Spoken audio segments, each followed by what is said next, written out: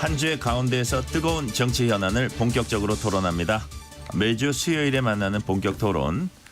두 분 말씀이 재밌다, 날카롭다, 유익하다 이런 얘기가 쇄도해서요. 이번 주부터 시간을 좀 늘렸습니다.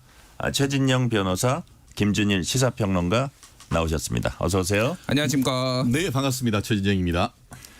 자, 먼저 이제 민정수석실 얘기 잠깐 하고 그 대통령 기자회견으로 넘어갈게요.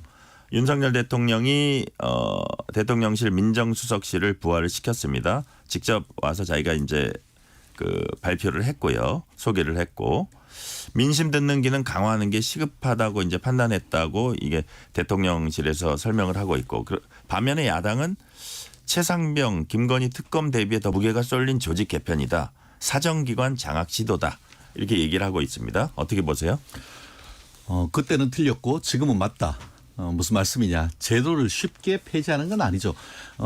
윤석열 대통령께서 검찰에 있을 때 특히 검찰총장으로 있을 때에 그 당시 문재인 정부의 민정수석이 도대체 어떻게 검찰에 영향을 미쳤기에 윤석열 전 검찰총장께서 대통령이 되면서 이거 정말 민정수석 이거 없애야 돼라는 그런 생각을 했던 것은 맞는 것 같습니다. 그런데 항상 그렇듯이 제도가 문제가 아니고 제도의 운영이 문제였던 것이 아닌가 싶은데요.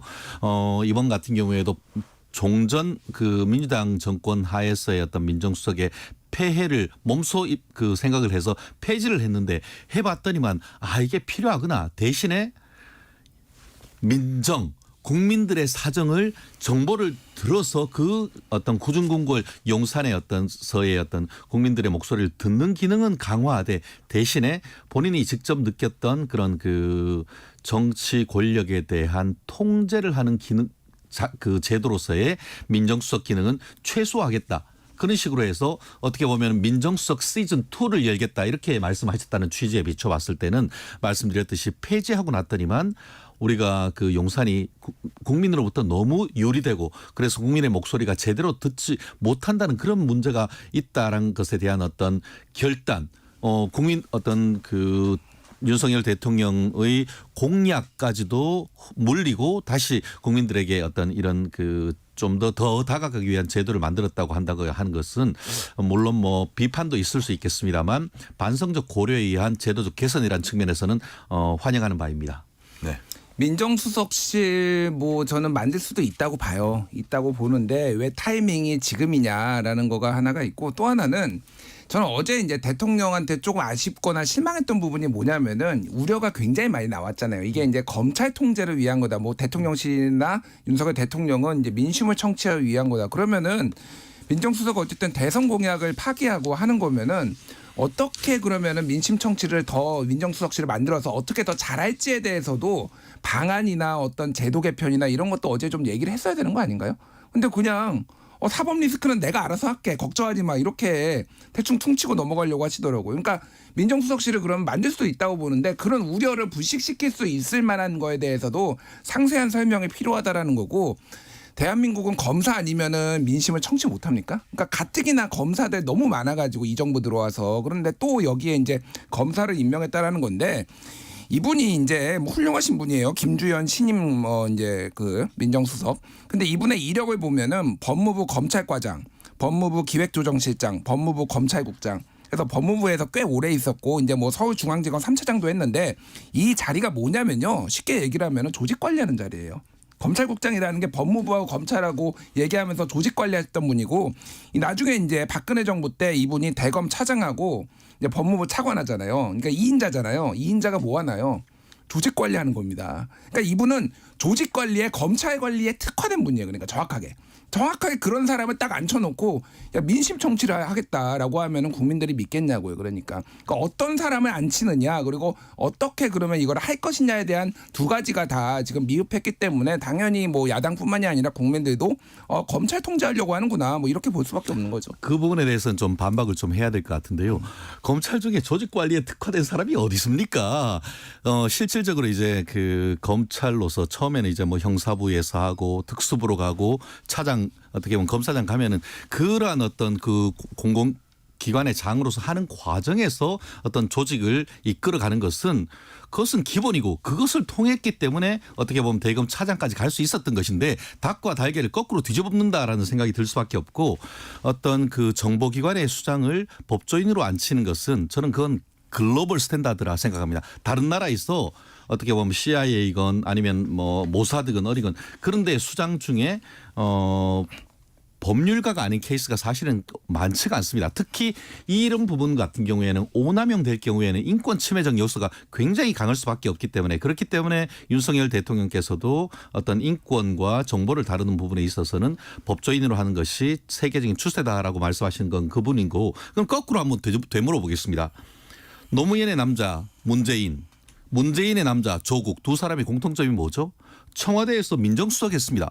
청와대에서 민정수석하면서 그 문재인 민정수석은 그 당시에 DJ 대북 송금 특검 뭐 이런 걸 통해 가지고 DJ계를 완전히 아작을 냈다라는 그런 얘기가 있죠. 그러면서 검찰을 장악했고 오히려 조국 같은 민정수석 같은 경우에는 검찰을 이용해서 검찰을 완전히 장악해가지고 특히 나중에 검수완박하는 과정에서도 일반 검수완박은 하지만 특수부는 더 키웠단 말이에요.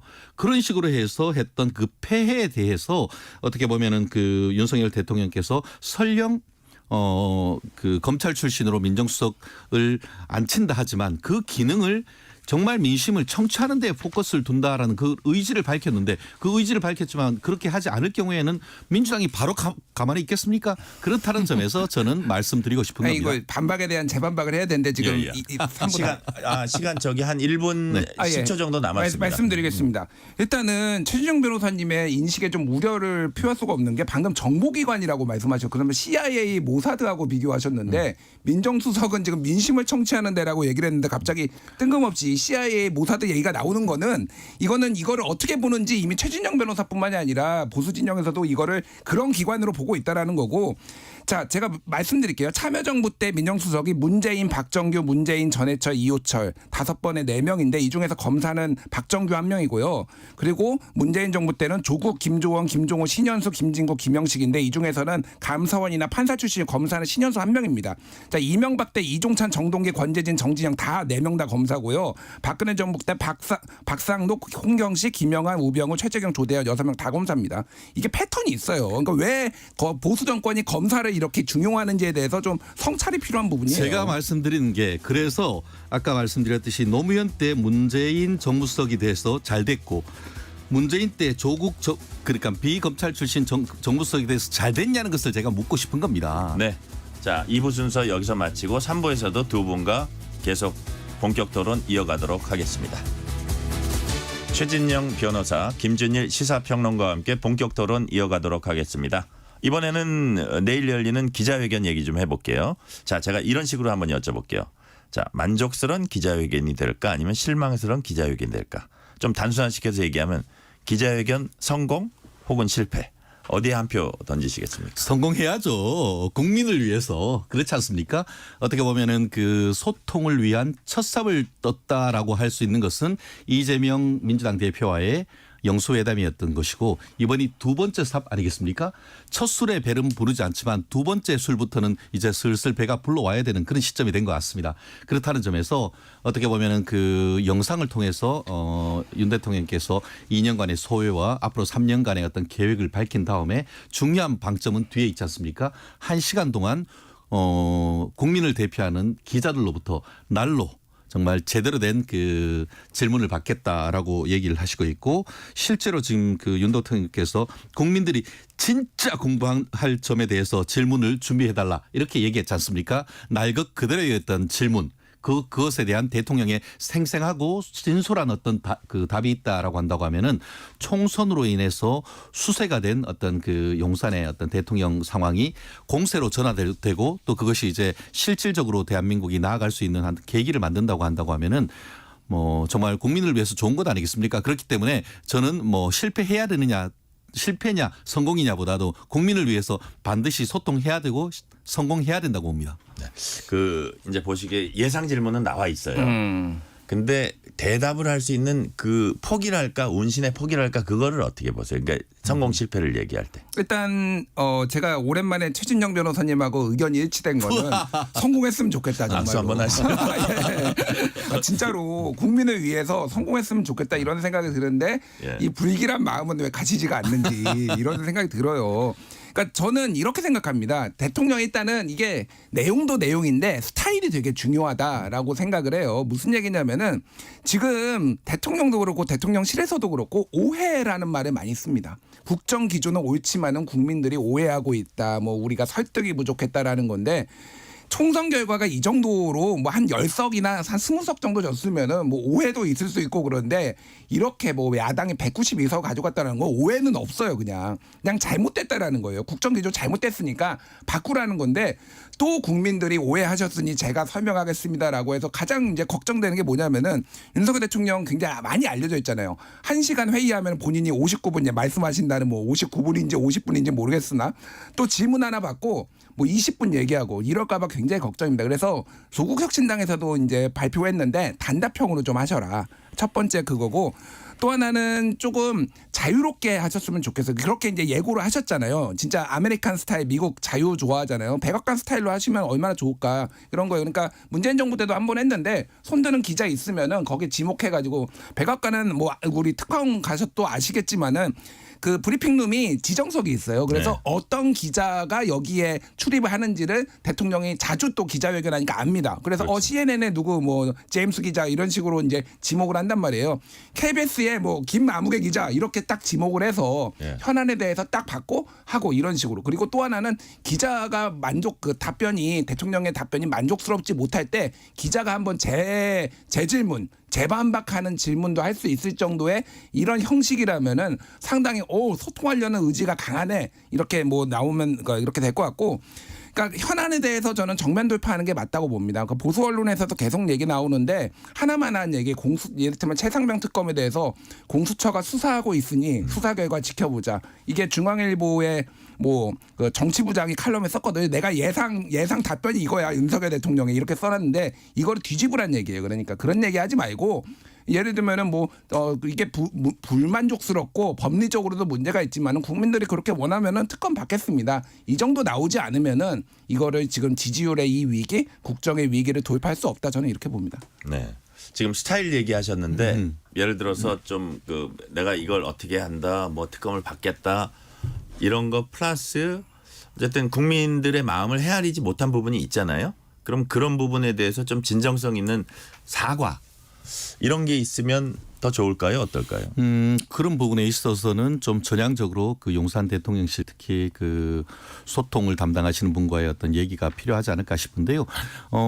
사실 김건희 여사 특검법과 관련해서 지난 연두 기자회견 같은 경우에도 아쉬웠다. 뭐 이런 정도로 얘기를 했다고 한다고 하면은 이런 부분에 대해서는 조금 더 국민들이 의 마음을 조금 더 이제 그 다가가서 오르만질 수 있는 그런 얘기 또 나아가서 뭐 오늘 조선일보에도 나왔습니다만 그 검찰의 어떤 그 김 여사와 관련되는 수사라든가 이런 부분에 적극적으로 응하겠다라는 답을 할 가능성이 있다라고 하는 보도를 봤었는데 그런 부분처럼 일정 부분 기존보다는 뭐 한 발까지는 몰라도 어쨌든 반발 내지 한 발 정도 더 나간 전향적인 입장을 좀 국민들에게 보내는 것이 상당히 좋을 것 같고요. 네. 특히 이제 아마 그 많은 기자 특히 이제 뭐 어떻게 보면 진보 내지 좌파 언론들 같은 경우에는 3특검 뭐 최상병 특검이건 아니면은 그 우리 김 여사 특검이건 이런 부분에 대해서 굉장히 얘기할 텐데 뭐 저는 그런 것들을 이른바 받고 더블로 하듯이 최근 여당에서 나온 것처럼 삼김 특검 뭐 이런 것들 제안하는 것도 괜찮지 않을까 싶습니다. 삼김 특검이란 게 김건희 여사 그 파우치 특검 이외에 어떻게 보면은 뭐 그 법인카드 이용과 관련되는 김혜경 여사의 특검 그리고 또 버킷리스트 타지 말아야 될 공군 1호기를 타고 타지마을 갔다라고 하는 그 김정숙 여사에 대한 특검 이런 부분을 묶어서 같이 하는 특검 이런 부분에 대한 적극적인 어떤 그 대야 제안 이런 부분을 국민들은 저는 바라고 있다고 생각을 합니다. 야당에서 그걸 받아들일 것 같지는 않은데요. 저는 근데 그러니까 이거를 뭐 여권에서 주장할 수는 있다고 봐요. 김민전 당선인도 SNS에 썼는데 이거는 죄송한 말인데 이거를 최진영 변호사께서 이거를 만약에 진짜 진심으로 대통령께 한 거라면은 정무적 감각이 너무 떨어지신다. 무슨 일이 벌어질지 안 보이십니까? 그거를 대통령이 기자회견에서 삼특검 뭐 삼여사 뭐 김여사 삼특검 하자라고 했을 때 기자회견에서 얘기하자고 하신 그런 건 건 아니죠? 아니에요. 네, 그런 건 아니고 제가 이거는 이제 뭐냐면은 어떻게 보면 국회 22대 국회에서 하는 것 같은데 제가 말씀드리는 취지는 뭐냐면은 김건희 여사 특검이고 뭐건 이런 부분에 대해서 말씀드린 것처럼 좀 더 한 발짝 나가서 국민들과 소통하고 국민들이 이런 부분을 정말 궁금해하는구나 그거에 대해서 안 된다 하기보다는 정말 뭐 그걸 다 받아들이기는 어렵다. 그렇지만 기존에 어떤 수사기관을 통해서 적극적으로 수사를 하는 데 대해서 내가 막거나 그럴 의사가 전혀 없다는 그런 정도의 어떤 스탠스를 보여준다고 하면은 그 자체만으로도 국민들이 뭔가 바뀌고 있구나 이런 어떤 느낌을 받을 수 있기 때문에 그런 부분을 제가 말씀을 드린 겁니다. 예. 지금 이제 우리가 윤 대통령이 좀 전향적 태도를 보여야 국민들 마음을 얻을 수 있다 이런 취지로 얘기를 그렇습니다. 하잖아요. 네네. 근데 윤 대통령 처지가 됐다고 한번 이제 바꿔서 생각을 해보면 뭐 최상병 특검법 거기다 이제 이후에는 김건희 여사 특검법 그다음에 정부 여당이 동의하지 않는 많은 쟁점 법안들이 있습니다. 뭐 양곡법도 그렇고 쭉 이런 것들이 어쨌든 의석수로 계속 통과가 이제 되는 건데 그러면 그런 것들이 계속 이어지고 특검법 혹은 이런 민생 법안들 쟁점 법안들이 계속 왔을 때 받아들이지 않으면 불통 독선 이 이미지는 고착되고 뭘 하나 받아들인다고 끝날 것 같지는 않고 그럼 만약에 대통령이나 대통령 참모라면 이거를 어떤 식으로 돌파를 하실 것 같아요? 그러니까 이거는 제가 먼저 말씀드리겠습니다. 이거는 여당의 역할이 매우 중요해요. 네네. 그러니까 대통령이 거부권을 행사하지 않을 정도로 합의를 보는 게 중요합니다. 물론 야당이 뭐 고집을 부려서 그런 얘기를 그렇게 법안이 통과됐다라고 주장도 하시지만은 대표적인 게 간호법이에요. 간호법이 민주당이 그거를 이제 올려서 지금 의료 수요가 부족하니 간호사들이 좀 더 적극적으로 지역 의료나 이런 데서 서비스를 할 수 있게 그리고 이를테면은 뭐 이제 어시스턴트 간호사들 있잖아요. 그러니까 수술 지금 뭐 보조하는데 이게 사실상 불법이니 이런 것도 합법하자 뭐 이런 내용을 담아가지고 올렸는데 그냥 합의가 안 됐다고 거부권 행사해 버렸습니다. 그런데 이게 코미디 같은 게 지금 의사들 파업하니까 정부 여당이 거의 똑같은 법을 지금 발의한다라는 거예요. 이게 무슨 코미디 같은 겁니까? 이게 합의가 불가능한 거였을까요, 정말로? 그러면은 여당이 조금 더 정치력을 발휘를 해가지고 이런 부분들은 확실히 좀 있으니까 아쉬움이 있으니까 이런 부분들은 조금 빼고 해가지고 올렸으면 되는 겁니다. 이거는 대통령한테도 부담이고 여당한테도 부담이고 모두가 국정 운영에 부담이 되는 거예요. 양곡관리법도 정말로 그게 이견이 그렇게 클까요? 저는 그렇게 보지 않습니다. 그러면은 그 이제 뭐 이제 정부가 뭐 창고가 부족하다, 그거를 뭐 너무 무제한적으로 늘어나면 안 된다. 그러면은 그 폭이나 액수를 조금 더 조정할 수 있는 여지를 가져야 되는데 그 동안의 협상 과정을 보면은 여당은 이건 죽어도 안 된다는 거예요. 그냥 안 된다는 겁니다. 이런 식으로 나오니까 이게 다 대통령한테 가고 또 부담이 되고 이런 거거든요. 그래서 최소한 모르겠습니다. 뭐 다른 거는 모르겠는데 지금 제가 말씀드린 이런 법안들은 저는 대통령께서 충분히 받을 수 있는 법안이라고 보고 여당이 어떻게 하느냐, 차기 원내대표가 어떻게 하느냐가 정말 중요하다 이렇게 말씀드리겠습니다. 그런데 말씀하신 것처럼 간호법 내지 양곡관리법과 이 특검법은 좀 논의 대상 자체가 조금 다른 것 같습니다. 저도 아까 얘기한 것처럼 간호법 같은 경우에는 지금 의정 갈등 속에서 충분히 통과할 수 있는 여지가 저는 있다고 봅니다. 하지만 이 3특검법 같은 경우에는 좀 완전히 정치적인 부분이잖아요. 특히 뭐 최상병 특검법 같은 경우에는 뭐 오늘 예상하기로 이 공수처와 경찰의 조사를 보자. 그렇지만 그럼에도 불구하고 부족하다라고 하면 그때는 특검법 받을 수 있다. 이 정도는 저는 충분히 말씀드릴 수 윤석열 대통령께서 말씀하시는 게 맞다라고 생각을 하고 그 반면에 김건희 여사 특검법이나 이런 부분은 지금 정말 어떻게 보면 이게 가장 현안이냐 민생이냐 생각했을 때 그게 아니잖아요. 민생 관련해서는 AI법이라든가 아니면은 그 K 반도체법이나 이런 부분을 통과를 해야 되는데 민주당이 그거 통과시켜줄 생각이 있습니까? 그렇게 되면 경제 잘 된다 생각하는 거 아닙니까? 그렇기 때문에 주고받을 수 있는 부분이 저는 필요하다고 봅니다. 말씀하신 것처럼 정부 여당이 하려고 하는 것은 약간 주면서 민주당도 뭐 최상병 특검법이나 이런 것을 요청하면은 그 선에서 여야 간의 합의가 충분히 이루어질 수 있기 때문에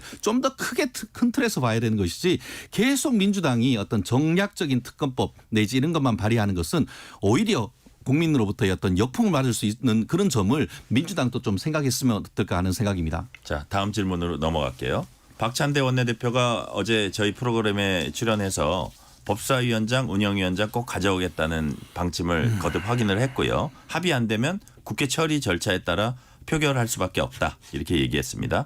자, 양보하지 않겠다는 건데요. 국민의힘도 아마 양보하지 않을 겁니다. 그럼 이제 표결을 가면 결국은 이제 민주당이 갖고 오게 되는 건데 여기 이제 국회의장 후보들 이른바 선명성 경쟁, 중립을 지키는 걸 사실 하지 않겠다 이런 방침들을 밝혔고 그렇다면은 22대 국회 모습은 그 시작은 제2당이 여당이 배제된 채 일당의 그야말로 독주로 갈 수가 있거든요. 이건 사실 바람직한 상황 같지는 않아요. 이런 모습이 국회 견제와 균형이라는 것도 중요한데 이 매듭을 어떻게 풀어야 될까요? 일단 저도 우려됩니다. 그 부분이 우려가 되고 이제 지난번에 2020년 총선에서 더불어민주당이 이제 뭐 다 해서 180석 가져간 다음에 처음에 이제 운영위원장을 포함해서 18개 상임위를 다 가져왔잖아요. 네네. 그러니까 그때도 이제 여러 가지 고집을 하다가 그때 이제 김종인 비대위원장이 야, 쟤들 다 가져가라고 해라. 나중에 후회할 거다. 뭐 이런 취지의 얘기를 했다라는 거고 나중에 이제 후회하는 일이 벌어졌죠. 그러니까 예, 약간 예. 독주 이미지가 조금 강해진 건 맞습니다. 근데 이번하고 지난번하고는 조금 다른 것 같아요. 왜냐하면은 그때는 정권이 문재인 정권이었고 쉽게 얘기를 하면은 행정부 권력과 입법부 권력을 다 가져갔다. 그러니까 책임질 일이 굉장히 크다라는 거예요. 이번에 그런데 민주당 지지자들뿐만 아니라 이렇게 다 가져와야 된다라는 여론이 중도층에서도 꽤 많은 이유가 왜 그러냐면은 지금은 행정부 권력은 윤석열 정부고요. 이거를 견제를 해야 되는 입법부 권력이 지금 야당이 이렇게까지 윤석열 정부가 막 나가면은 이거는 강하게 견제를 해야 되기 때문에 강한 야당이 필요하다. 그리고 특히 법사위에서 이렇게 뭔가 발목 잡기를 하거나 뭐 시간 끌기 하고 뭐 아무것도 안 하려고 하고 지금 특검 통과시켜야 되는데 당장 특검 여론조사 해보면은 대부분 60, 70%대 거의 그 정도 나옵니다. 그러니까 이런 것들이 시간 끄는 것에 대해서 국민들이 찬성하지 않는 거예요. 그래서 그때보다는 역풍이 굉장히 작을 것이다라고 생각을 하고요. 그럼에도 불구하고 최후까지 저는 여당과 야당이 어떤 운영의 묘, 협상의 묘를 좀 가져야 될 것 같아요. 그리고 국회의장은 이거는 진짜로 많이 우려됩니다. 많이 우려돼요. 진짜 이런 식으로 국회의장이 법에 보장된 어떤 규정돼 있는 중립성을 이렇게 너무 쉽게 이렇게 하는 거를 조금 그 후보자들께서 말씀하신 거는 우려는 되지만은 이 또한 또 여론이라는 게 지금 그렇게 가고 있으니까 그분들이 그렇게 반응을 하는 거거든요. 그래서 어쨌든 실제 지금은 그렇게 말씀하시지만은 막상 되면은 좀 더 균형 감각을 좀 찾지 않을까 저는 뭐 그렇게 좀 기대를 해보고 있습니다. 정말 걱정되는데요. 뭐 오늘 한국일보 같은 경우는 사설에서 국회의장이 꼭두각시냐. 국회의장이 이재명 민주당 대표의 꼭두각시냐 이런 사설을 지금 뽑고 있단 말이에요. 국회의장은 국회법에 의해서 탈당해서 중립을 지키라는 취지인데 지금 나온 대여섯 명의 민주당 후보들 같은 경우에는 거의 이재명의 뜻을 거절하면은 무슨 수박 돼가지고 수박 당도 측정한 다음에 깨부시는 대상이 될 것 같아가지고 두려워하는 그런 모습을 보이고 있다는 점에서 너무나 그 걱정이 되고 나아가 나경원 전 원내대표가 이런 얘기를 했죠. 용산 대통령? 용산 대통령이 따로 있고 여의도 대통령이 따로 있는 전국이라고 했는데 저 이 부분에 정말 공감합니다. 왜 그렇죠? 아까 지금 뭐 예전하고 지금하고 다르다고 했는데 지금 대통령이 윤석열입니까? 저는 이재명이 대통령이라는 생각이 강하게 드는데요. 왜냐? 입법부는 국회는 입법부고 행정부는 집행을 해야 되는데 이제는 뭐라고 하느냐? 입법부가 법을 만들어서 그냥 집행하겠다고 하는 거예요. 이른바 처분적 법률을 얘기를 하고 있는 건데 네. 이번 22대 국회 법안 1호 법안으로 해가지고 민생지원금 하는 것을 법을 만들어서 행정부가 처리하는 것이 아니고 국회가 법을 만들어서 처분적 법률에 의해서 20만 원을 그냥 뿌리겠다. 그리고 3년간의 횡재세 만들어가지고 어떻게 보면 은행이 이자 수익 많은 거 그것도 해가지고 다 가지고 오겠다. 결국 국회가 입법을 만드는 기관이 아니고 행정을 하겠다라고 하고 있고 이게 윤석열 대통령이 공약을 통해서 뭐 하려고 했던 거 하나도 못하게 하지 않습니까? 그게 대통령이지 그게 행정부지 어떻게 입법부입니까? 그렇기 때문에 나경원 전 원내대표가 지금 대통령이 이재명이 아니냐 얘기하는 이런 부분이 있기 때문에 이런 독주 입법부와 행정부를 사실상 다 잡고 좌지우지하는 이런 부분에 있어서는 계속 이렇게 갈 경우 거기다가 입법부 수장까지 꼭두각시로 만들 경우에는 여론의 역풍 정말 만만치 않을 것이라고 좀 예측을 합니다. 자, 다음 질문 넘어갈게요. 자, 민주당은 아울러서 검찰이 조작한 사건에 대해 특검을 하겠다고 밝혔습니다. 그 첫 케이스로 이화영 전 경기도 평화부지사가 주장한 술자리 회유 의혹에 대해 특검을 진행하겠다고 밝혔습니다. 어떻게 보세요, 이 부분?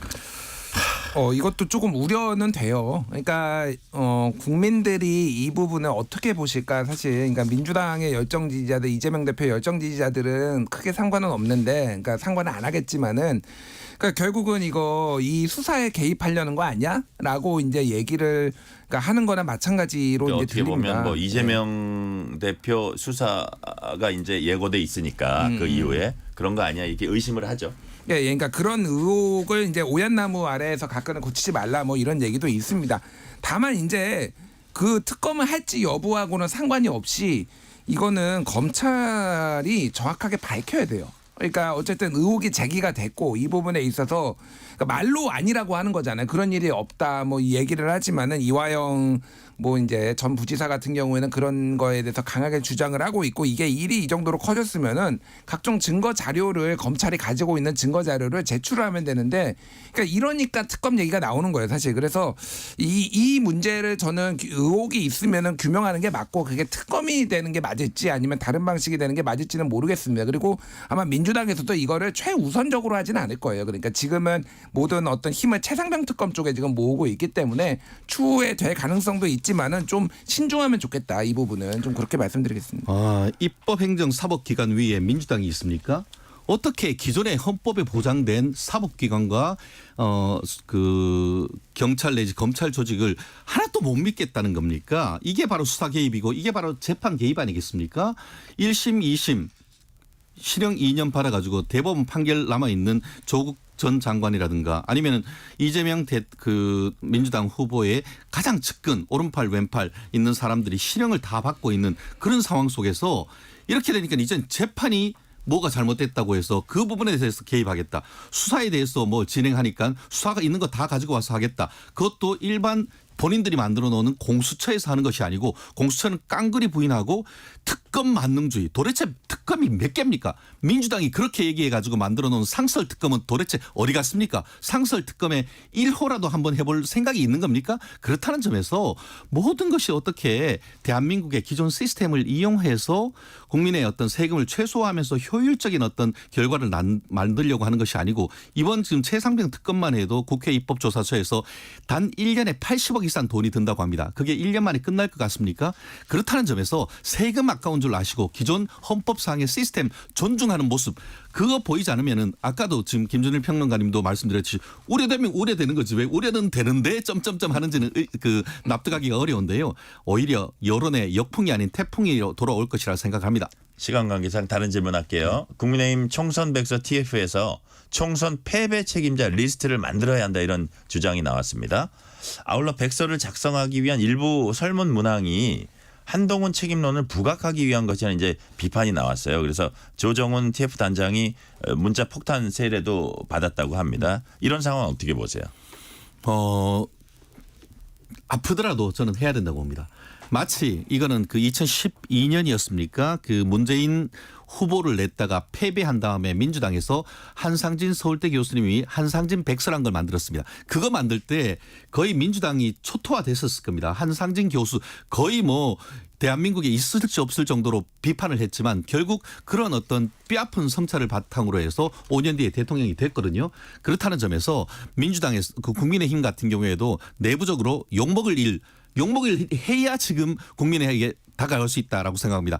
그 짧은 시간 동안은 어떻게 보면 당내에 분란이 될 수도 있는 부분이 없지 않습니다만 민심을 처절하게 지금 받아들이는 그런 노력 그걸 통해서 백서가 피가 철철 흐르는 적서가 될 정도로 어떤 만들어냈을 때에 이 국민의힘이 개혁이 되고 새로운 어떤 그 황골탈퇴가 될 수 있다는 점에서 저는 정말 아프지만 그 아픔을 맞아야 될 시점이 아닌가 저는 생각을 합니다. 제가 이제 질문 드린 거는 그 백서를 만드는 과정에서 한동훈 책임론 이런 것들이 부각된 그런 부분은 어떻게 그 또한 어쩔 수 없다고 생각합니다. 저도 한동훈 비대위원장을 적극 지지하는 사람 중에 한 사람입니다. 하지만 냉정하게 이 사안을 제3적 시각에서 본다는 것은 그렇다는 시각에서는 그것이 윤석열 대통령 용산의 책임이건 아니면 한동훈 비대위원장이 책임이건 그런 부분에 있어서는 공과를 냉철하게 따진다고 하면 그런 부분에 있어서는 극복할 수 있는 부분이 있다고 봅니다. 그 백서 만들어야죠. 백서를 안 만들면은 이제 다시 똑같은 실수가 반복이 되니까 만들어야 되는데 그 박성민 전 그러니까 박성민 저 민 컨설팅 대표께서 다른 방송에서 그 얘기를 하시더라고요. 조정훈 당선자라서 별로 기대가 안 된다고. 제가 뭐 조정훈 의원을 뭐라고 하려는 게 아니라 정말로 그러면은 객관적으로 투명하게 뭔가 이렇게 모든 게 다 담길 수 있을까에 대해서 의구심이 든다는 얘기죠. 쉽게 얘기하면 이겁니다. 저는 다른 방송에서 이렇게 얘기했어요. 그러니까 이거는 이번 총선에 역사적 참패를 여당이 기록한 거는 윤석열, 한동훈 두 사람 모두 책임이 있다. 공동 방화범이다. 저는 이런 표현을 썼거든요. 근데 그거에 무게를 좀 두자면은 저는 윤석열 대통령이 못해서예요. 특히 3월 10일에 이종섭 호주 대사가 출국을 했는데 3월 10일 이전 여론조사하고 이후 여론조사가 완전히 바뀝니다. 그러니까 이거는 그 대파 논쟁으로 한 번 더 일주일 뒤에 치명타를 맞고요. 그러니까 이거는 윤석열 정부의 이제 윤석열 대통령의 실책을 얘기 안 할 수 없어요. 근데 그거를 어떤 비중으로 얼마나 자세하게 그리고 그 다음에 그러면 새로운 대표와 원내대표가 차별화를 하고 할 수가 있느냐. 여기까지 가야지 이게 진정성도 있고 의미가 있는 건데 한동훈 나쁜 놈 뭐 이렇게 잘못해서 이것만 적힌다면은 어떤 의미가 있을까 그런 생각은 듭니다. 예. 자, 마지막 질문은 좀 짤막하게 말씀해 주셔도 되는데요. 한 1분 정도는 말씀하셔도 됩니다. 황우여 국민의힘 새 비대위원장이 이제 단순 관리형 비대위원장에 머물지 않고 혁신을 하겠다 이러면서 혁신의 의미를 물어봤더니 기존의 사람들이 생각하는 것 같은 어떤 중도로 이 외연을 넓혀가는 것보다는 자기가 보기에는 요번 그 총선 참패 원인은 보수 분열이다. 그래서 보수 정체성을 확고히 하는 혁신이 필요하다. 이렇게 얘기를 했습니다. 어떻게 보세요? 방향성에 대해서 그와 같은 것이 맞느냐. 아마 선 집토끼 후 산토끼 이 얘기인 것 같습니다. 이번 총선을 통해서 상당 부분 보수가 분열되고 보수의 마음이 떠난 게 맞습니다. 그렇기 때문에 지금 그 관리형 비대위원장으로서는 그를 일단 먼저 그 잡아놓겠다라는 그런 취지인 것 같고 왜냐하면 내년 후내년 선거가 없다 보니까 지금 관리형 비대위원으로서 보수를 결집하는 것을 먼저 한 다음에 지도 밖으로 행군하는 그런 전략인 것 같은데 지금 관리형 비대위원장으로서는 부득이한 선택이 아닌가 저는 그렇게 평가를 하고 싶습니다. 네. 정말 보수 분열이 문제일까요? 보수 분열 문제 맞습니다. 대통령 국정수행 지지율이 50%대에서 30%로 떨어진 게 딱 이준석 딱 찍어낸 다음에 그때부터 해서 회복이 안 돼요. 그런 의미에서 보수 분열 맞죠. 그러면 이거 이준석을 포함해서 개혁 보수라고 하는 분들 다 끌어안을 수 있느냐. 그러니까 지금 소위 말해서 이 수구 보수 아니면은 뭐 권위주의 보수하고 개혁 보수나 뭐 이렇게 자유주의 보수하고 완전히 다른 길을 가고 있거든요. 그러니까 보수가 살려면은 둘이 화합을 해야 되고 그리고 약간의 그 기득권들을 내려놔야 돼요. 그것까지 하실 수 있는지가 관건인 것 같습니다. 이준석 품을 수 있느냐 저는 이게 제일 관건인 것 같습니다. 네. 좀 한 말씀 더 하시죠. 뭐 그 부분에 있어서는 저도 상당 부분 공감을 합니다. 이준석 전 대표가 나감으로써 지금 2030 특히 남자 세대에 대한 어떤 소구력이 상당히 떨어진 부분이 있는데 좀 더 큰 틀에서 보수를 품을 수 있는 그런 전략을 황우여 그 비대위원장이 그것만 한다 하더라도 그래서 이제 어떻게 보면은 그 이준석 세력을 비롯한 젊은 층을 포섭할 수 있는 그런 룰만 만들어낸다 하더라도 어떻게 보면 지금 상황 속에서 가장 어떻게 보면 잘했다 칭찬받을 수 있는 부분이라고 저 또한 상당 부분 공감을 하는 부분입니다. 네. 본격 토론 오늘은 여기까지 하겠습니다. 지금까지 최진영 변호사, 김준일 시사평론가였습니다. 감사합니다. 고맙습니다. 감사합니다.